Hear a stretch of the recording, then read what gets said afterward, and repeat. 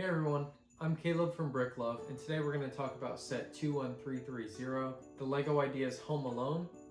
This set is $250 at the LEGO store, and we managed to get it for only $50 by using our VIP points, which we've been accumulating for a while. So let's go ahead and get started.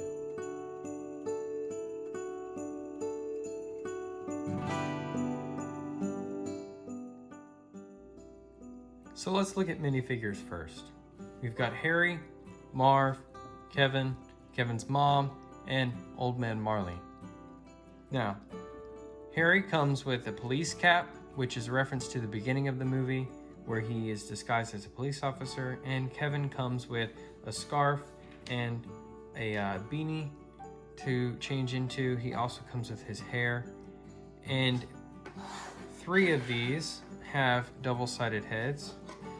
Marv has the iron print on his face. Kevin has a scared face, and Kevin's mom has a scared face. Now, I'll talk about this a little later, but I think it would have been interesting if Harry had a double-sided face that had chicken feathers on it, another reference to the movie, but I understand when they went with this kind of hat, why they couldn't do that. But Kevin and Harry here have the short legs, but they are also the ones that are able to move. I like these movable legs much more than the ones that are just standing still, because it lets them kind of blend into the world and look more natural than just awkwardly standing there. Okay, so the first thing you build is Harry and Marv's van. It's supposed to look like a plumbing van, which I think it does a very good job at. These 2 stickers here and the others on the opposite side are pretty big. They were easy enough to get on, no problems. I'm not a huge fan of these side mirrors here. They do move around quite a lot and you have to constantly fix them. But both Harry and Marv fit inside of the front there. This back door opens, and on the inside is a box which holds some gold, which is supposed to be from other houses that Harry and Marv have robbed. I really like on this build the pipes up top. I think the house would have been a lot different without this car. I really like it, and I'm glad they put it in there. So this is the house.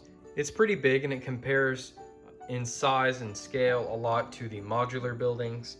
It takes the brick design of the house, and I like how they scatter the actual brick pieces in between to give it some variety, so it's not all just plain. It has a lot of decoration with the wreaths out front and the lights and the snowy bushes, and there's the little statue there that is always getting hit in the movie. The front door has a mat with an M on it for McAllister, and they use a red gem on the door handle because Kevin traps it with an iron to burn Harry's hand. You can see all the windows on the front. You can actually even see some of the little people or posters that are supposed to make Harry and Marv think that there are actual people in the house. And I think they did a really good job on the outside of this building. I like how the windows are, how they use the ingot pieces, and how the tops of the windows actually come off and how they put them on there. The back isn't as plain as I would have thought it would have been. I actually really love the chimney and how they did it with these pieces. It's different from what they usually do. The same thing with the window top here, and this window opens with a zip line that attaches right here to allow Kevin to zip line to the treehouse. And there's the back section here. I've put the set on a Mills plate so we can put it in our city, but it is wider and longer than a standard plate, so I'm going to build a custom one for this back section here to allow it to come in. But the back part is connected by just 4 little pieces, and it can slide in and out just like that. And the stairs here actually lead into the kitchen, which is part of this. And then there are these 2 little interactive pieces on the back, which allow you to do things with the inside, just like that little crank does for the poster and the mannequin, which show through the window. So we're gonna work our way through this room by room. When you open up the house in the doll-like fashion, there are garlands and wreaths to kind of give it that display feel, so you can leave it shut or you can open it, whatever you want. But right off the bat, there's an Empire State Building picture, which is a reference to the second movie. And on the right side, there's the Eiffel Tower, which is a reference to when Kevin and his family are supposed to go to Paris in the first movie. There are basement windows along the front. That part is actually not accessible by any minifigures, and you can't really open it up, but it comes into play later with the back portion. Now in this left room, we have the living room with a little side table, a fireplace which uses the astromech legs from Star Wars to kind of give it that ornate feel. And we've got an armchair for Kevin to eat his ice cream. We've got a Christmas tree in the back with 2 turtle doves on it, referencing the second movie. And in the bottom there, you can see a little house booklet, which is a reference to this set actually. And if we move this out of the way, there are ornaments on the ground and roller skates, which are supposed to be like the ornaments and toy cars that Kevin traps the floor with to make Harry and Marv slip. Now, we've also got the basketball poster on the train, which spins using the knob outside. And moving into the center hallway, there's not a whole lot. There's a plant out back, but what you can do with this sled is put it on the stairs, and you can see the stairs don't line up with the front door, just like the movie, but these angled pieces kind of push the sled so that when you push the knob out back, it pushes it towards the front door. In the next room here is the dining room with the record player and the mannequin on it that spins. We've got the grandfather clock in the back, which interrupts Kevin's meal. A table set just for Kevin with his plate of mac and cheese. And the fan, which is a trap that blows feathers on Harry, which is why I thought it would have been cool to have a double-sided face. What I really don't like though are these chairs, because these little teeth don't have much grip on anything and they're constantly falling over, as you can see. They look nice, but it's the same as the one that came on Diagon Alley. They're just really not practical. Now, opening the second floor, the garland and wreath pattern is continued. And on the left, we have Buzz's room.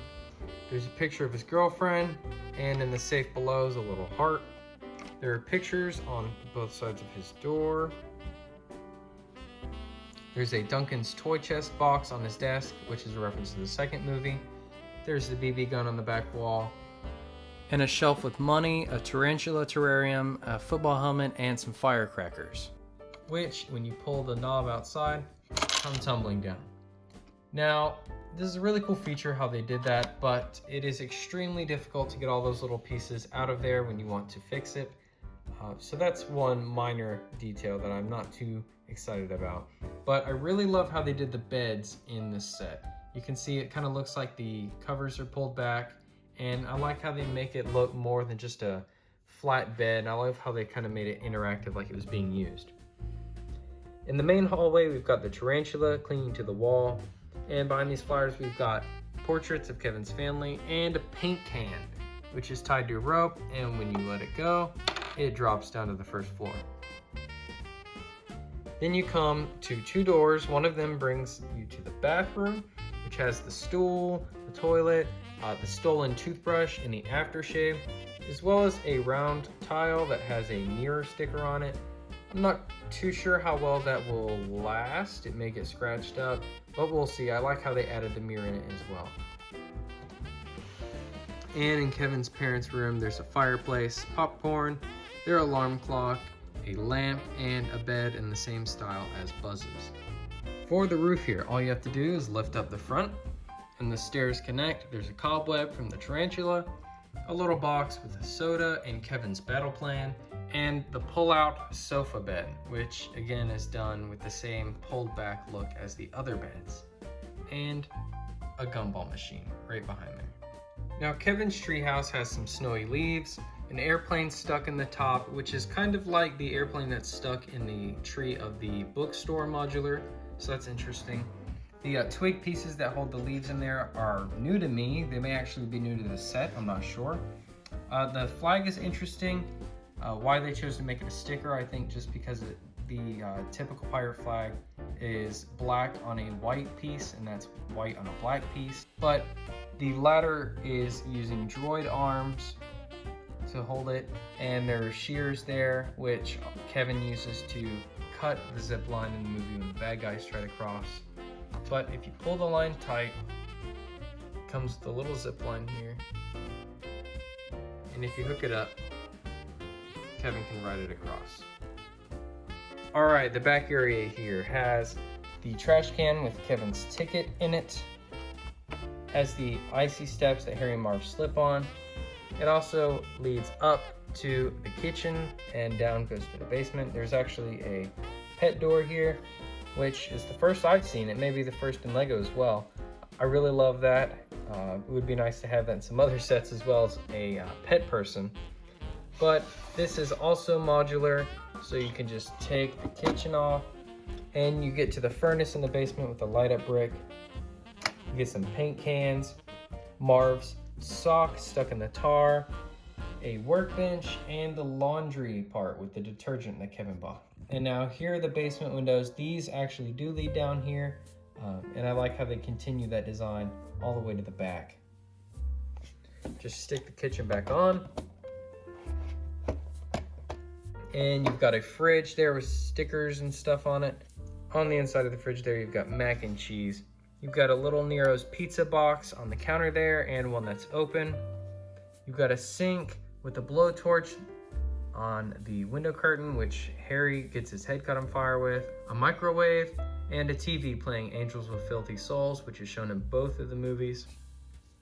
And now on this dumbwaiter, there's actually an iron, so that when you turn this piece, the iron comes falling out of the bottom, and that's how you can use Marv's iron face. Now there were some good and bad things I noticed while building the set.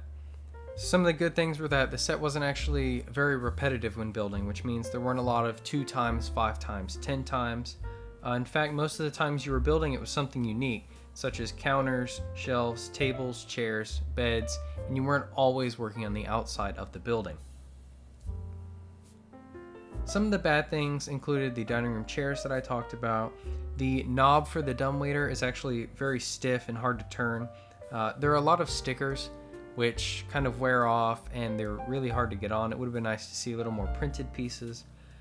There is also a random gumball machine in the attic. I don't know if that's a reference to the movie that I just don't know about, or if it was just put there to have extra space filled up. And then my last issue was with the parents' room.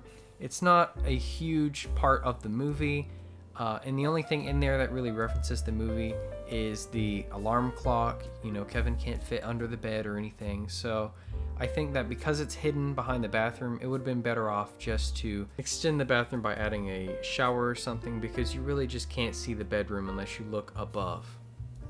So all in all, I'd say this is a really great set for $250.